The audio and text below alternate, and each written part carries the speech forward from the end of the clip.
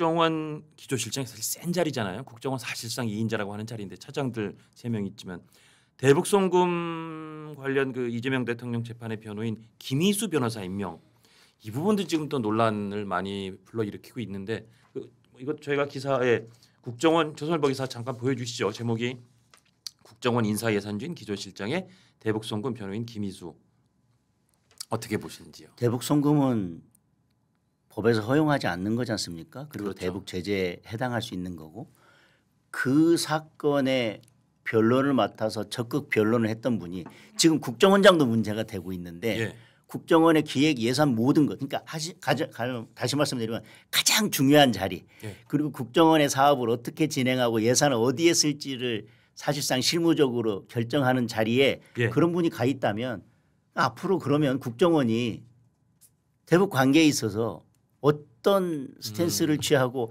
어떤 방향으로 갈지 국민들이 너무나 걱정되지 않겠습니까? 예. 지금 총리 후보자나 여러 인사들 때문에 미국과의 관계도 지금 우려가 큰데 예. 북한과의 관계에 있어서는 통일부 장관이든 국정원장이든 기조실장 뭐 이렇게 전부 다 예.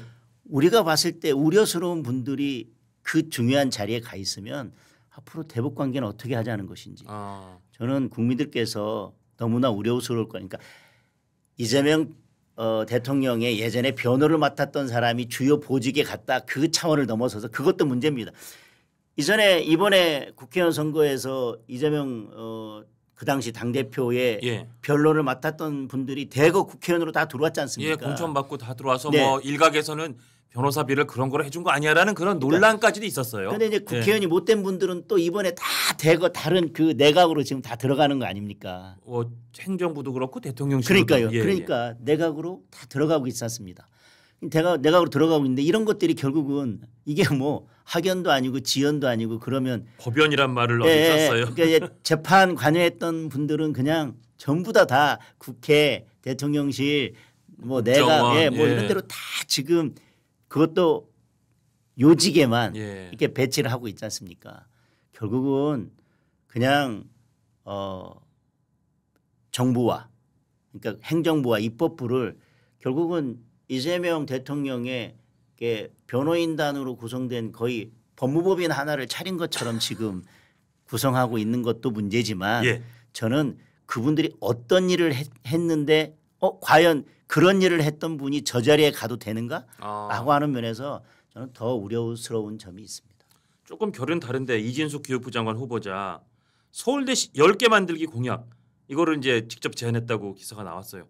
서울대 10개 만들기 이게 실현 가능하다고 보시면 어떻게 보십니까? 교육의 문제를 그렇게 쉽게 접근하면 안 되는 것이 우리가 사교육의 문제도 아니면 뭐 정시냐 뭐 수시냐 입시 제도의 문제도 쉽게 접근해서는 안 되는 것이 국민들의 교육열이 살아있는 한 제도를 어떻게 바꾸더라도 사교육도 그거에 맞춰서 계속 변형해 가게 되어 있습니다. 우리가 지난 수십 년간 아주 뭐 엄중하게 목격했던 상황이죠. 그리고 또 교육열이 살아있는 한 그 입시 제도를 바꾸더라도 늘 거기에 따른 부작용이 있고 그 입시 제도에 맞는 또 사교육이 같이 또 진화되어 가기 마련입니다. 그리고 지금 서울대학교의 문제는 예를 들면 서울대학교가 대한민국에 있는 대학 중에서 교수진이 가장 완벽하게 월등하게 높다. 뭐 아니면 교육 시설이나 교육 기자재가 월등하게 뭐 높다. 아니면 뭐 어떤 뭐 그런 차원의 문제가 아니지 않습니까? 지금 우리나라에서 서울대가 가지고 있는 그 위상과 학부모들이 바라보는 서울대라고 하는 것이 거기에 가야지만 가장 좋은 교육 환경과 교육 시설에서 세계적으로 가장 수준 높은 교수들의 강의를 들으면서 우리 자녀들이 아니면 이제 학생들은 내가 교육을 받고 그 수준 높은 교육을 내가 흡수할 수 있다라는 차원의 문제와는 다른 차원의 문제가 같이 결부되어 있는 것입니다. 그리고 대학을 지금 이제 지방에 있는 대학 그리고 지방에 있는 기업들이 어려움을 겪는 것은 이제 지금의 세대들은 그리고 지금의 부모들은 단순히 어느 대학을 진학했다라고 하는 것이 아니라 그 지역에서 살게 되면 대학을 진학하게 되면 그 지역에서 살게 되는데 예. 그 지역에서 살아갈 때 내가 어떤 문화적인 혜택과 어떤 다른 부수적인 혜택을 누리면서 살 수 있을 건지 여러 가지가 다 결부되어 있는 문제입니다. 맞습니다. 다시 예. 말하면 지역의 교육, 문화, 교통, 다른 그 여러 인프라 그리고 학생들이 가서 거기에서 생활할 때 학생들이 편안하게 생활할 수 있는 다른 여건들이 마련되어 있지 않다면 그리고 우리 기업에서나 다른 곳에서 그곳에서 교육을 받고 졸업했을 때 똑같이 그러니까 10개의 서울대학을 만든다면 기업에서 10개 서울대학 만든 거기에 졸업생들을 아무런 편견 없이 받아준다는 그런 조건들이 성숙되지 않는다면 현실적으로 근데 그런 일이 일어나기는 어렵죠. 그러니까요. 예. 그러니까 어떤 의미에서 10개의 서울대학을 그렇게 단기간에 만든다는 건지 예를 들면 우리가 지역에 기업을 유치하고 공공기관을 뭐 유치해 가지고 지역을 발전시킨다. 건물이 간다고 해서 사람들이 그쪽으로 이동하지는 않습니다. 왜? 맞습니다. 다른 예. 문화적 인프라나 다른 주택, 여러 의료 이런 것들이 같이 갖춰지지 않으면 예. 이동하지 않습니다. 저는 그런 인프라를 같이 발전시키고 결국은 지역 거점 대학을 중심으로 해서 그 지역 전체를 발전시킬 수 있는 지역 균형 발전에 대한 큰 그림이 없이 그리고 의료 다른 문화적인 인프라를 같이 갖춘다는 계획 없이 서울대 10개를 만든다고 하는 것은 그냥 공허한 메아리죠. 공허한 메아리다. 예. 예. 충청도에도 서울대, 호남에도 서울대, 영남에도 서울대, 뭐 울산에도 서울대 이렇게 만든다고 그게 진짜 서울대가 전국에 10개가 생겨서 우리 교육제도에 상당히 교육 환경이 상당히 좋아지고 지금의 왜곡이 없어질 것이다. 공허한 메아리다 이렇게 결론적으로 짚어주셨습니다. 그러니까 예를 들면 뭐 국립 1대학, 국립 2대학, 국립 3대학 예를 들면 이제 그런 격이죠. 물리적인 그런 시설이나 이런 거 말고도 명칭도 예를 들면 국립 1대학, 2대학 이렇게 붙인다고 하면 모든 국민들이 아니면 모든 기업에서 아니면 모든 분들이 1대학부터 10대학까지는 다 똑같아. 다 똑같은 학생들이고 똑같은 실력을 갖춘 학생들이라고 인정해 인정할 주겠다는 리가 겁니다. 근데 없어 보이죠. 예. 알겠습니다. 그리고 참 이분도 권오을 법무장관 후보자도 이 선거 보존비 그 판결에서 반납해야 될 2억 7천만 원 반납을 안 했어요. 재산이 13억이라고 신고돼 있는데 그리고 또 분신술을 쓰시는지 서울, 경기, 부산 등 5곳에서 동시에 소득 올리고 이분도 논란이 꽤 클 것 같은데요. 곧 그분 별명이 손오공이 될 것 그러니까 같습니다. 손오공이 아닌 이상 서울, 경기, 부산에서 물론 액수가 막 엄청나게 많은 액수는 아닌데 다 소득을 받았다는 거는 물리적으로 불가능한 얘기잖아요. 그런데 저는 여러 곳에서 겹치기로 근무를 했는데 어떻게 그게 가능하냐라고 하는 논란보다 더 심각한 것은 그렇게 많은 수입이 있었는데 예. 지금까지 선거 보전금 반납해야 될 것을 선거 보전비를 반납하지 않았다는 겁니다. 예. 그런 분이 어떻게 책임질 줄 모르는 거지 않습니까? 예. 내가 선거에 나갔는데 그 선거에서 내가 불법을 저질러서 당선 무효가 됐으면 선거를 다시 치러야 되고 내가 보전받았던 선거 비용은 당연히 반환하도록 되어 있는데 예. 그걸 안 하고 있습니다. 그런데 지금 봤더니 재산이 전혀 없고 아무리 노력해도 그 이후에 낙선하고 나서 수입도 없고 여러 가지 상황이 여의치 않아서 마음은 있지만 갚지 못했고 오히려 정말 일용 노동이라도 해서 일당이라도 받아서 그중에 얼마라도 갚았는데 그 금액이 아무리 노력을 했지만 지금까지 몇 천만 원밖에 안 된다. 그러면 지금까지 다 반납하지 못한 거에 대해서 국민들도 일정 부분 이해하는 부분도 있을 겁니다. 저렇게 여러 곳에 적을 두고 그렇게 많은 돈을 벌었는데 지금까지 선거 보전받은 비용에 대해서는 반납하지 않고 이거에 대해서 반납하라고 하니 재심을 통해서 내가 다시 패소를 하게 되면 그때는 반납하겠다라고 하고 있지 않습니까? 말이 안 되는 거죠. 재심은 그렇게 간단한 문제가 아닌 거고. 근데 오히려 재심을 하겠다라고 하는 걸 보면 이재명 정부에서는 대법관도 증언하고 이제 법원도 결국은 이제 이재명 정부의 손을 들어주는 쪽으로 다 갈 거니까 그러면 나도 한번 재심을 신청해서 좀 거기에서 이것을 어떻게든 한번 털어보려고 하는 게 아닌가. 그리고 일단 그 재심이라고 하는 과정을 거치면서 그 기간 동안 뭐 장관직 다 유지하고 할 걸 하면서 그리고 이제 그러고 나서 장관 다 끝나고 나서 재심 있으면 또 그때는 이게 또 수면 아래로 가라앉을 거니까 일단은 당장을 노면해 보려고 하는 게 아닌가. 그런데 그런 생각을 가지신 분이 국가에 대한 내 의무는 전혀 하지 않고 할 수 있음에도 불구하고 전혀 하지 않았던 분이 하필 국가보훈부 장관입니까? 저는 정말 내 할 의무를 다하는 것이 아니라 목숨을 바쳐서 나라를 구하려고 했던 우리 선조들이 예. 정말 피를 토하고 다시 벌떡 일어서실 일이 아닌가 싶습니다.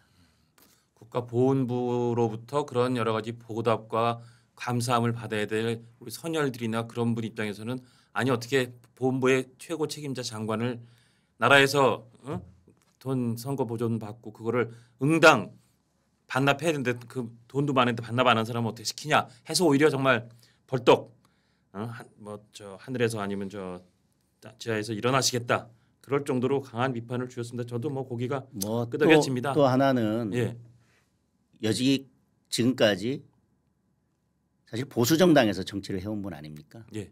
그리고 뭐 대북관이나 여러 가지 면에 있어서는 보수 정당과 또 진보 정당의 시각차가 뚜렷합니다. 지금 계속 권오을 본부장관 후보자 그렇습니다. 말씀이시죠? 뚜렷합니다.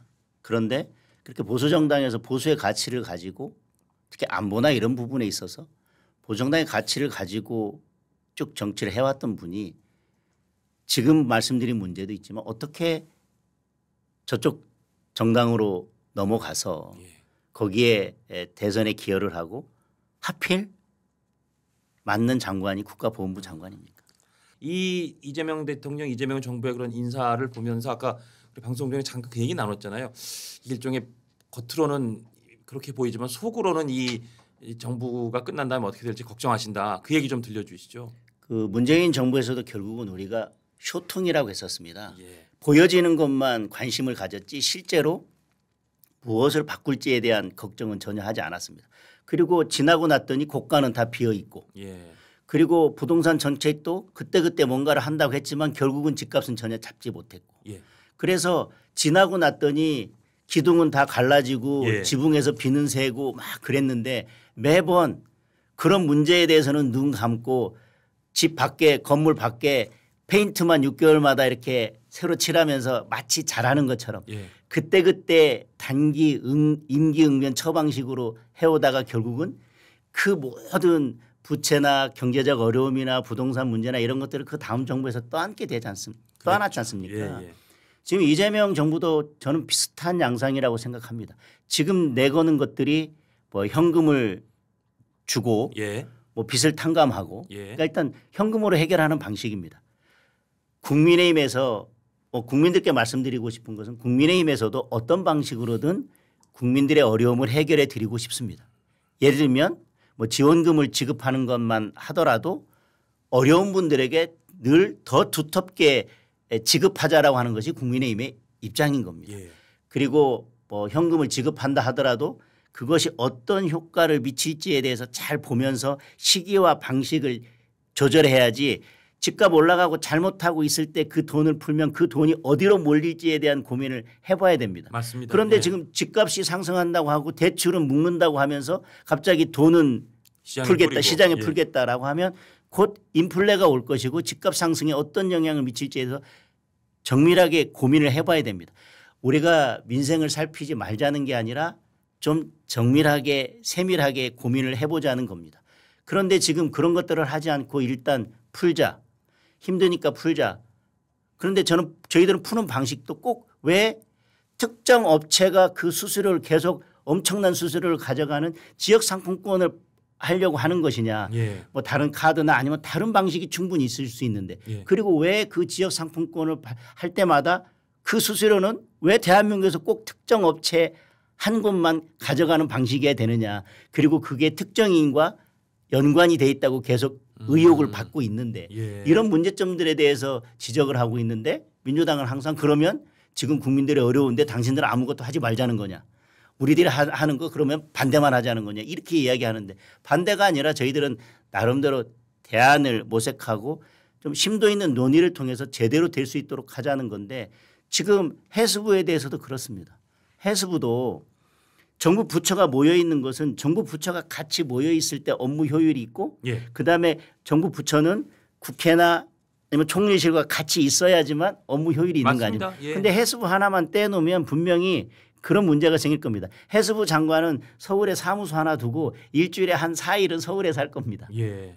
해수부는 아마 장관하고 전혀 관계없는 부처가 될 거고 그 해수부 공무원들이 이제 그러면 국정감사나 국회 업무할 때 1년에 거의 반은 국회에 왔다 갔다 해야 되는데 부산에서 어떻게 왔다 갔다 할 겁니까? 그런 고민들을 같이 하면서 충분히 국민들의 의견을 들어서 옮길 때 옮기더라도 문제점이 없는 방식으로 일을 진행하자고 했더니 결국은 내년도 지방선거 앞두고 그냥 올해 12월 안에 해수부 이전하라고 하는 거지 않습니까? 결국은 이재명 정부도 지나고 나면 기둥 다 갈라지고 결국은 집 안은 지금 시멘트 다 떨어지고 천장 다 떨어지고 물 새고 물 질질 이러는데. 새고 있는데 결국은 집 건물 밖에 페인트만 계속 새로 칠하고 새로 칠하고 새로 칠하고 해서 겉으로 보면 지금 당장 보면 잘하는 것처럼 보이지만 그 부작용들이 시간이 지나고 나오면서 결국은 이 정부가 끝날 때쯤 되면 그 후유증들로 결국은 나라의 시스템이 결국 경제 시스템이 다 망가져 있을지도 모른다. 그래서 지금 이렇게 단기적인 처방만 할 것은 아닙니다. 주택 대출 규제 묶은 것도 그렇지 않습니까? 예. 분명히 그거에 대한 풍선 효과가 나올 것이고요. 예. 그거에 대한 대응은 전혀 없습니다. 그리고 그럼 지금까지 그 규제를 발표하기 전까지 주택을 구입하기 위해서 정말 실수요자들이 계약도 맺고 가계약도 맺고 해왔던 여러 가지 분들은 그러면 이제 당장 그 부분들을 어떻게 해결하라는 건지에 대한 대책이 없이 자연스럽게 말씀 주시니까 그 논란의 이재명 그 경제 정책으로 잠깐 넘어가서 그 얘기를 하죠. 말씀 주신 것처럼 이게 너무 정말 메가톤급으로 이 주담대를 확 묶어버리는 정책이 나오고 대통령이 계속 세금으로는 안 할게, 세금으로는 안 할게. 그게 이제 이렇게 얘기를 하는 게 있으니까 대출을 완전히 그냥 비틀어 버리는 게 나오는 것으로 인해서 말씀 주신 이미 가계약 같은 거 맺었던 사람들 뭐 계약금 문제라든지 시장에서 돈 많은 사람만 그럼 앞으로 좋은 집 사라는 얘기냐, 네. 서민 퇴출령이냐 그런 비판이 나오는 이 부분에 장 의원님도 좀 지적을 하셨으니까 이거 한번 짚어주세요.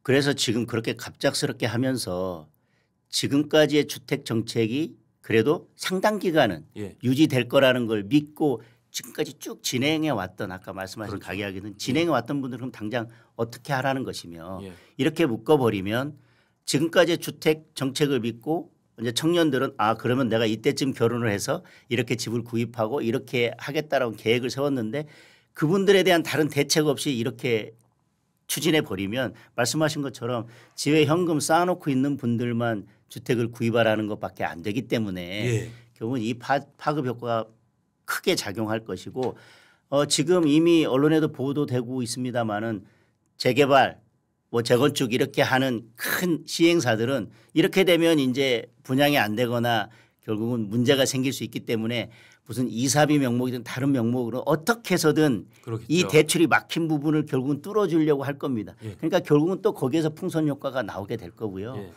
저는 이런 대책들을 세울 때는 이렇게 물론 정책이라는 걸 미리 예고하면 그거에 따라서 미리 준비하고 또 그걸 또 악용하려고 하는 분들이 있기 때문에 갑작스럽게 이렇게 한 부분에 대해서 일정 부분 이해할 수 있는 부분이 있다 하더라도 예. 그와 함께 문제가 충분히 예상 가능한 부분들은 같이 보완책을 같이 냈어야 된다. 예. 그런데 지금 그런 거 없이 이렇게 묶어버리면 예. 지금 엄청난 혼란이 올 거고 결국은 이렇게 나는 뭐로는 안 하겠다 뭐로는 안 하겠다 그래서 결국은 머리를 짜내서 이렇게 한쪽으로 치우친 정책을 던지고 나면 문재인 정부에서처럼 그걸 또 부작용을 막기 위해서 또 던지고 또 던지고 또 던지고 하다가 계속 주택 가격에 끌려다니는 정부가 될 것입니다. 제가 TV조선 경제부장 주택 부동산 정책을 하던 담당 부장을 할 때 그런 얘기들을 많이 했었습니다. 문재인 정부가 시작될 때 무슨 이유에서든 우리는 임기 내내 집값을 가능한 한 최대한 끌어올리겠다 맘먹고 세계적인 석학 세계적인 전문가를 다 모아다가 대책을 짰어도 이렇게 못 올렸을 거다. 예, 그렇습니다. 정말 말씀하신 풍선효과 부작용들이 겹치고 엎친 데 덮치고 중첩된 그래서 정말 최악의 부동산의 그 정책의 실패로 끝났었는데 이번 정부의 이 정책도 저는 조짐은 그렇게 썩 좋아 보이지는 또 공급 대책이 같이 맞물리기가 어려운 상황이고 말이죠. 그렇습니다. 경제라는 게 매우 복잡한 겁니다. 그렇기 때문에 우리는 정말 시장의 실패가 확실할 때 외에는 정부가 가급적 개입을 하지 않고 시장의 자율적인 예. 규제에 맡기는 것이 시장 원리지 않습니까? 예.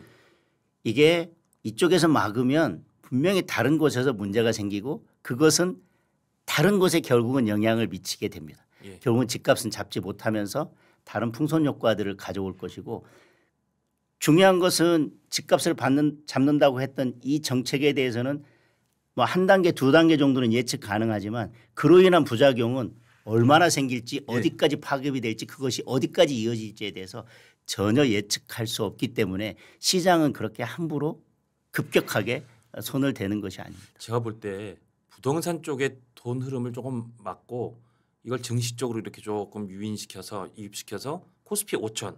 그래서 이제 상법 개정안도 이게 다 코스피가 이 증시를 밀어올리는 데 상당히 도움이 된다라고 추진하는데 이 부분에 대해서 의원님께서 좀 비판적으로 말씀하셨죠. 저는 지금 코스피도 예. 억지로 이렇게 올리고 나면 예.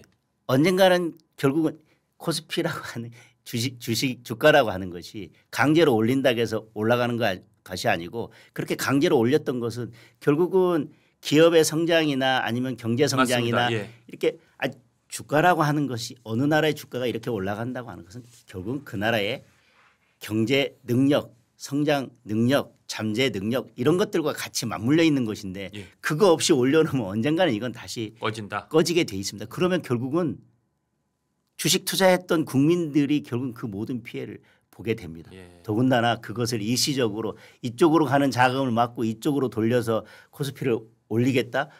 그러면 결국은 이 기초가 없이 올린 그 코스피가 얼마나 유지할 수 있겠습니까? 그렇게 기초가 없이 올린 코스피는 지금 해외에서 중동에서도 그렇고 우크라이나도 계속 지금 전쟁이 계속 그러니까요. 이어지고 있고 예. 그것 때문에 결국은 원자재나 아니면 유가나 이런 부분에 있어서 매우 불안정한 상황이 있는데 이런 식으로 올려놓으면 그런 외부적인 요인이 강하게 한번 있을 때는 결국은 직격탄을 맞게 돼 있고 그 피해가 결국 국민들에게 돌아갑니다. 경제라고 하는 건 스스로 힘에 의해서 그리고 자율적인 통제 시스템에 의해서 될 때 그게 문제가 없이 부작용이 가장 적은 거지 이렇게 자꾸 손을 대서 뭔가를 부풀리기 시작하면 그 부풀려진 것은 결국 언젠가 다시 빠지게 되어 있습니다.